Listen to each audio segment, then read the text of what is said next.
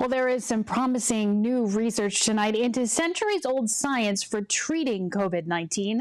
And Lynna Lai explains how it works and how a four-legged Cleveland hero led the way. I believe that this is a potential disease-altering treatment. Hopeful words from doctors at the Mayo Clinic who are testing a promising experimental treatment.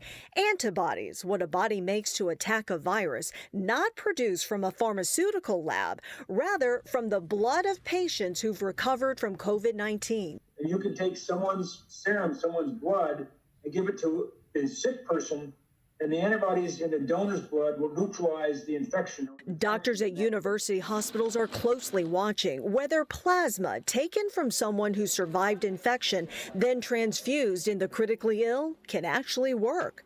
This so-called convalescent plasma is an age-old approach. Their mission became a media sensation. In the 1920s, Balto the sled dog delivered serum with diphtheria antibodies to save Nome, Alaska.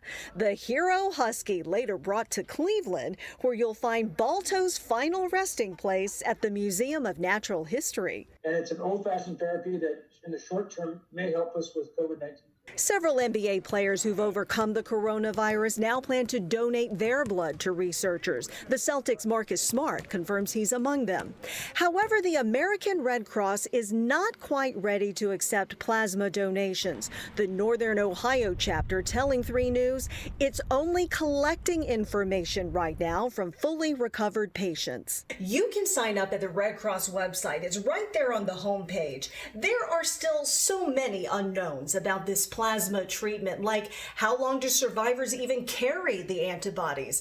But with the vaccine still a year away, doctors call it realistic hope. Lynna Lai, 3 News.